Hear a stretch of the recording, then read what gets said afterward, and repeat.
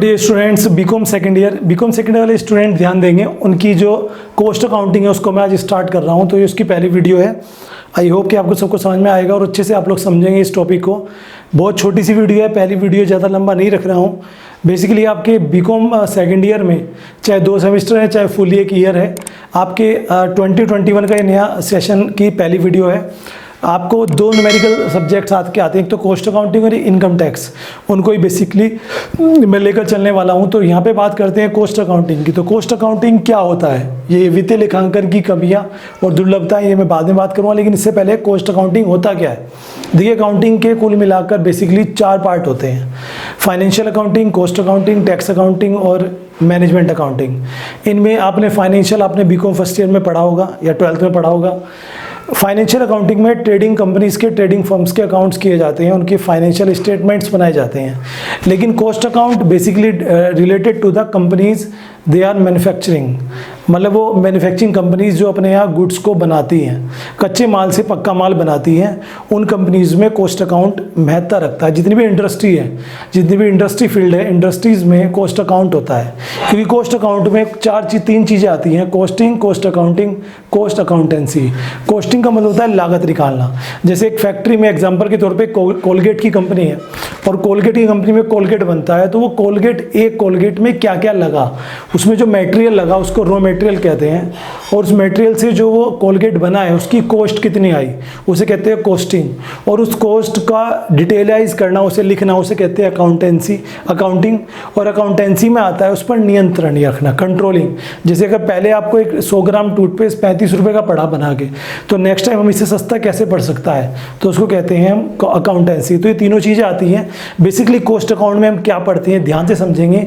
Cost account में जितनी भी फैक्ट्रीज होती हैं, उन फैक्ट्रीज में जो भी वस्तुएं बनती हैं, जो भी प्रोडक्ट बनते हैं, उन प्रोडक्ट की लागत कितनी आई, उनकी सारी बातें, लागत कितनी आई और उन पर कंट्रोल कैसे करें, उनकी अकाउंटिंग हम पढ़ते हैं। और एक इंडस्ट्री कॉस्ट अकाउंट भी अपनाता है, फाइनेंशियल अकाउंट भी अपनाता है, और हो सका तो वो दोनों को मिक्स कर अपनाता है।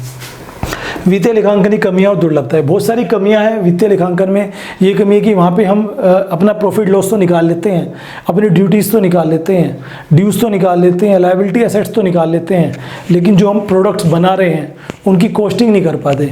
कितना हमारे पास स्टॉक है तो हम पता कर लेते हैं, लेकिन इस स्टॉक में कितनी वेरिएंस है वो हम नहीं पता कर पाते। ये सारी चीज़ें आती हैं कॉस्ट में, इसलिए हमने कॉस्ट अकाउंट को अपनाया। सो अब लास्ट टॉपिक लेते हैं, लागत लेखांकन के कार्य। पहला चैप्टर है आपका बेसिकली, जी हाँ। और लागत लेखांकन जो कॉस्ट अकाउंट है उसके फंक्शंस क्या है, तो बेसिकली कुछ फंक्शंस आपके सामने यहाँ पर लिखे हैं, मोस्ट फंक्शन है, इनको हम आज समझेंगे इस छोटी सी वीडियो में। पहला फंक्शन है कॉस्ट डिटर्मिनेशन, यानी कि कॉस्ट का निर्धारण करना। जी हाँ, सपोज एग्जांपल के तौर पे एक कंपनी में ये मार्कर बनता है, तो ये मार्कर जिस कंपनी में बनता है इसमें स्याही भी लगती है, प्लास्टिक लगता है, ठीक है जी, और थोड़ा सा आपका केमिकल्स लगते हैं। तो ये कितने का पड़ा, वो लागत कितनी आई एक की और टोटल की, वो हम निकालते हैं किससे, कॉस्ट अकाउंट से। Second, cost control. अब ये अगर हमें 17 रुपये का पड़ा, ठीक है, तो क्या ये अगली बार 16 का हो सकता है, मतलब हम अपनी कॉस्ट को कैसे कंट्रोल कर सकते हैं कि ये खर्चे ना बढ़े, वो आता है कॉस्ट कंट्रोल में। तीसरा, कॉस्ट रिडक्शन। रिडक्शन का मतलब होता है हम कोशिश करें कि कॉस्ट को घटाएं, ना कि बढ़ाएं। अगर हमें कोई चीज़ आज 100 रुपये की पड़ी है बना के, तो नेक्स्ट टाइम कोशिश करते हैं कोई 99 की पड़े या 98 की पड़े, तभी हमारा प्रॉफिट इंक्रीज होगा। तो ये आता है कॉस्ट रिडक्शन में।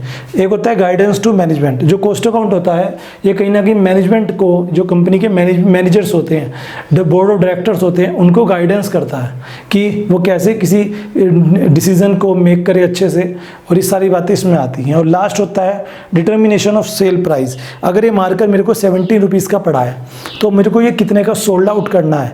जी हाँ, वो सारी बातें हम लेते हैं यहाँ पर।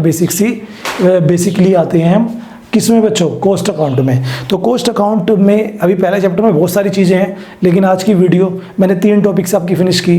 पहले तो कि कमियां जो वित्तीय लेखांकन में है, कॉस्ट अकाउंट में 3 चीज़ें आती हैं और इसके फंक्शंस हमने आज मोटे मोटे पढ़े हैं। अब हम आगे इसके बारे में, अभी थ्योरी के चैप्टर स्टार्टिंग में, अगली वीडियो अच्छे से समझाऊंगा आपको, उसके लिए आप प्रिपेयर रहिएगा। इसलिए पहली वीडियो मैंने छोटी बनाई। चैनल को सब्सक्राइब कर लीजिए, फ्रेंड्स को भी कहिएगा अपने कि वो आएँ और स्टडी करें। पूरे साल आपको numerical subjects plus theory subject और इंपॉर्टेंट एग्जाम्स के आसपास प्रोवाइड कराऊंगा आपको। आप एक कॉपी बना सकते हैं, उसमें रिटन डाउन कर सकते हैं। Thank you.